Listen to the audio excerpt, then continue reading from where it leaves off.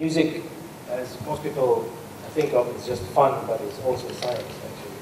And I'm initially a very scientific person, which led me to do different studies in my life. I studied architecture, and then I did even a master's in project management, and I went so intellectual in my studies. But at the end, the fun side of things, I could only find in this art of playing an instrument. So my story is a bit strange to some, but I always wanted to explore my traditions and get the elements out of them to be able to fuse with the rest of the world, whether it's the West or the East, Europe, Asia, America, which all have their own cultures, musical cultures. So since my childhood, I was so passionate about the oud as an instrument, because it is one of those instruments that could play the quarter tones, which is mainly my topic today, is the Arabic quarter tone.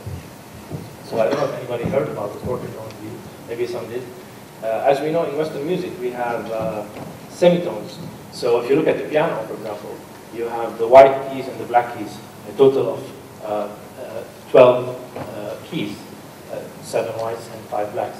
And that makes 12 semitones. So Western music is built on 12 notes, basically. But Arabic music can go up to 24 notes, because we have quarters, so 12 by 2 means 24. So what is a quarter tone, basically, sound-wise?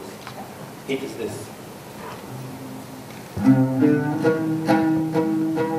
This is it. This is the quarter tone, or we call it sika, or some people call it the dirty note, because it's not a normal or something in between the major and the minor, between the white and the black.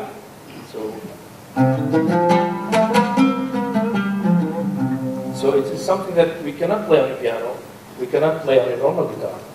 So that is what started my research since about 15 years. And in 1986, I was still a high school student, and I went to a guitar shop in Jordan.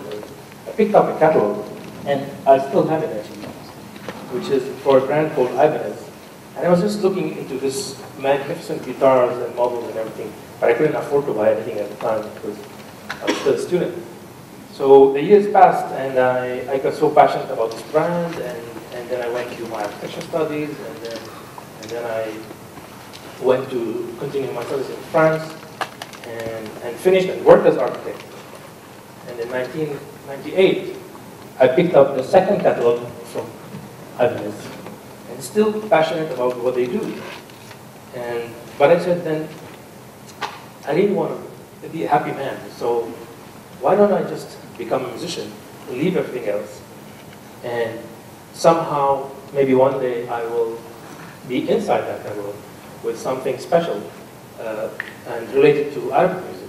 And this is actually what happened in 2006, after becoming a musician with 3 albums out.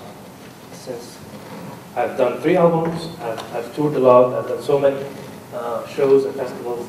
So that brand got interested in me actually, and they sponsored me. And at that moment, it was my right time to just throw the idea on them and explain to them what I want. And basically 2 years ago, I got in touch with them directly and said, listen, I have something to tell you about. It's called the quarter tone.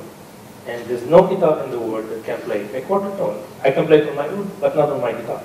So what can we do? And then, of course, the Japanese people basically didn't know what I'm talking about. You know? So it's like a whole mystery for them. So it took me around 2 years to explain to them exactly what do I mean by quarter tones and how does it sound like, and why is it used in the Arabic scales, and what and how. And you know, when Japanese get excited about something, it's like 20 emails per day, you know. So basically, for 2 years it was hell for me, but finally we got there. And we did, I went to Japan, I visited the factory, and they did so many prototypes until finally we came up with the first guitar.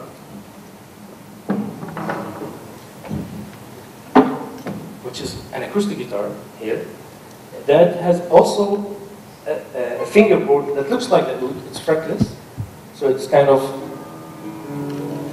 free, so I can play freely on it.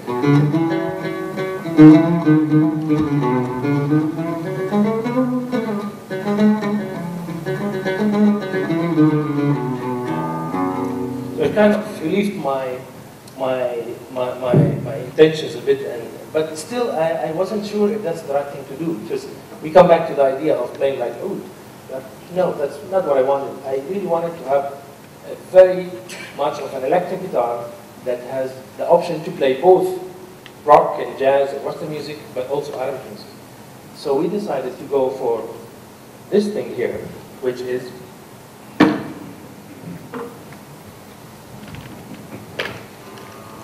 really what I'm proud of today, and which is basically a simple electric guitar that can play any kind of Western music.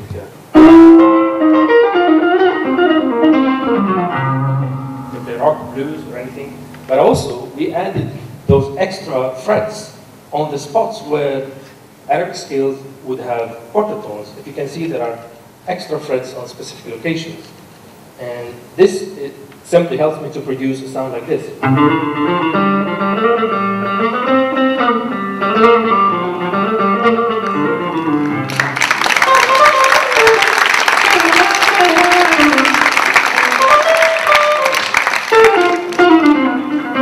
But still play my blues.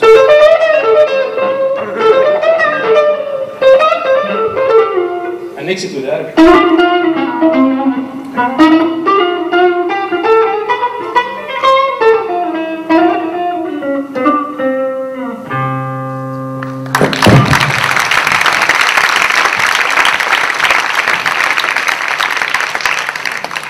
Thank you. Well, I think that's it. Very short. If you have any quick questions, let's see if there's any lights up. We can see if anyone has a question for you. Well done. Very interesting. thank you. I should have brought my drum kit. The electric jazz. I didn't know. I just got a new electric kit too. There's a question there at the front. Yeah. How many have they sold? How many have they sold? Well, actually, we have not yet, they have not yet launched it to the market. It's going to be out in August. So this is my personal copy. I can sell it for no, but I think the guitar is going to be very affordable in the market because it's mainly destinated to the Middle East, North Africa first, and then it's going to spread out. Hopefully. I have one quick one. Please play us a longer piece on that. A longer piece.